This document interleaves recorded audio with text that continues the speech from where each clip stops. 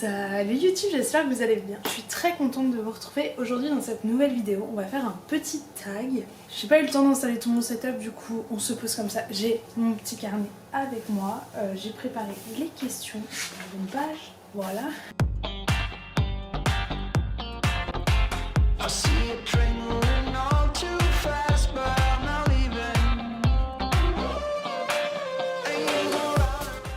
Alors ce tag s'appelle le tag du code de la route livresque. Je l'ai vu sur la chaîne des Chroniques de la Fraise, donc de Fanny et aussi de Charlène, qui font d'ailleurs tous les mois des petits lives où elles présentent les sorties du mois et j'aime trop ces vidéos à chaque fois. Voilà, il y a 7 questions, c'est assez rapide mais je le trouvais trop fun et je me suis dit que ça pouvait faire une petite vidéo bonus. N'hésitez pas à répondre en même temps que moi dans les commentaires à ces questions et puis je noterai vos réponses. Attention. Alors la première question, elle s'intitule Parking. Combien de livres as-tu dans ta palle aujourd'hui? Exactement, je sais pas. Je crois qu'on est autour de 150. Voilà. Rien que ça, finalement, ça va. Hein. Mais vous savez, plus je réalise que...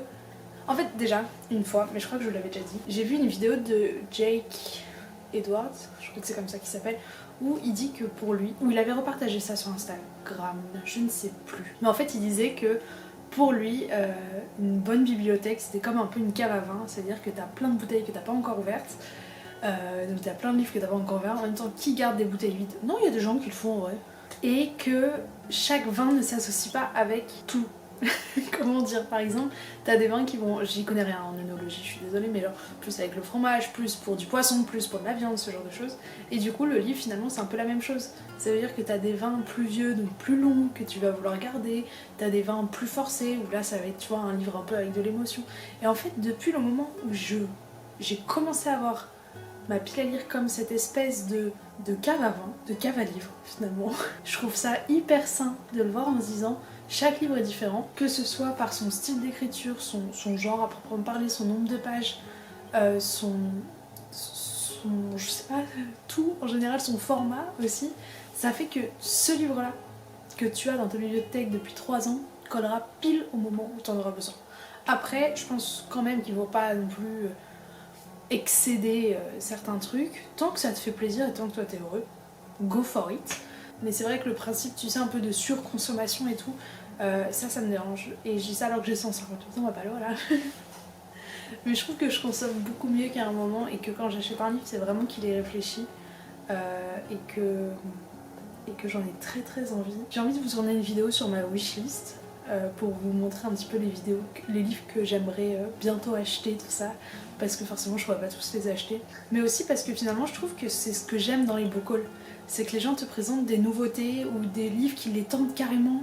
Et c'est ce côté de je suis passionnée parce que je te présente qui te donne envie d'acheter et qui te donne surtout envie de regarder cette vidéo. Et du coup, je me suis dit que j'avais pas les moyens de faire, moyens matériels et monétaires, hein, très clairement, de faire des book hauls tous les mois. Mais du coup, j'allais faire des wishlists ou des choses comme ça. Et ça revenait un petit peu au même, je trouve.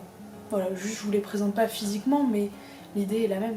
Donc bon, écoutez, oui, et aussi j'ai réalisé, en emménageant avec ma coloc qui ne lit pas du tout, et elle a genre 4-5 livres, tu sais, et je me dis 5 livres fois, elle en lit 0 par an, par rapport à moi qui ai 150 livres et qui en lit 50, tu vois finalement le rapport. Donc bon, on a été un peu long pour la première question, mais c'est pas grave. Deuxième question, limitation de vitesse. Quelle limite donnes-tu à ta palle? Bah, ce que je viens de dire. J'ai mis budget, capacité de lecture. Ouais, il y a aussi ce truc de me dire... Attends, regarde, là t'as déjà énormément de livres qui te tentent en ce moment, tu peux attendre, sauf... Et du coup, c'est ce que j'ai fait là récemment, je me suis acheté un livre et je l'ai lu direct parce que je me suis dit, si tu l'achètes maintenant, c'est que tu le lis maintenant. Et du coup, j'ai fait en sorte de l'acheter depuis le moment où je finissais mon autre livre et hop, comme ça, je l'ai lu directement. Route prioritaire, quel livre est ta lecture, ta prochaine priorité? Ma prochaine priorité, c'est On Earth We're Briefly Gorgeous de Ocean Vuong, que je lis dans le cadre, je suis en train de faire une vidéo où je lis les favoris 2021 de Booktuber. Et du coup, c'est le livre favori de Tara. Je vais dire Elisa, mais je crois qu'Elisa aussi, faut que je lui demande. À chaque fois que je le dis, j'ai oublié de lui envoyer un message pour lui demander. Et voilà, ça a l'air très sympa, j'ai hâte de le lire. J'ai hâte que cette vidéo sorte, parce que pour l'instant, donc il y aura 3 livres dans cette vidéo, les 2 que j'ai lus pour l'instant sont plutôt... Question 4, réservé au camion. Quel pavé comptes-tu lire prochainement? Crescent City 2. Voilà, je l'ai acheté. En fait, comme j'ai mis 1 mois et demi à lire le 1 et que j'avais pas lu encore beaucoup, et du coup ça m'empêchait un peu de faire du contenu pour cette chaîne, je me suis dit on va attendre un peu, surtout que j'avais besoin un petit peu de respirer. Mais en fait, les personnages vivent encore dans ma tête. Là, ils sont dans un entre-deux, tu vois, ils sont en train de vivre avant que le 2 commence. Du coup, voilà. Pour l'instant, ils vont bien, donc je suis tranquille. Je peux encore attendre un peu. Mais j'aimerais définitivement le lire avant l'été, là, avant juin. Quand je vais regarder cette vidéo, je vais être morte de rire. 5. Réservé au... Je sais pas ce que j'ai écrit. Qu'est-ce que j'ai écrit? Réservé au... Luis? Au bus! Réservé au bus! J'ai mis du temps à le lire. C'est un livre que tu réserves pour une période spéciale.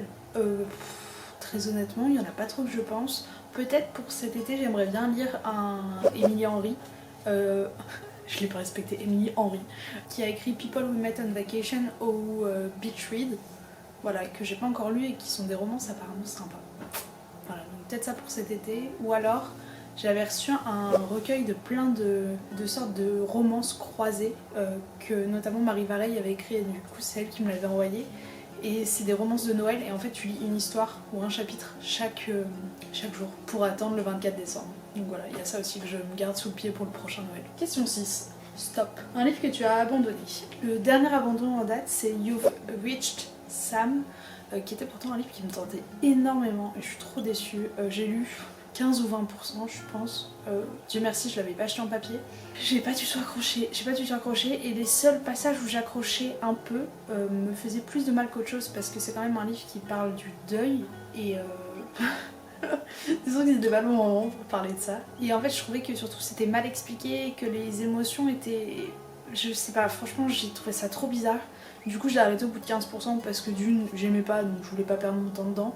Et de deux, parce que si le livre vous fait plus de mal que de bien, on arrête là.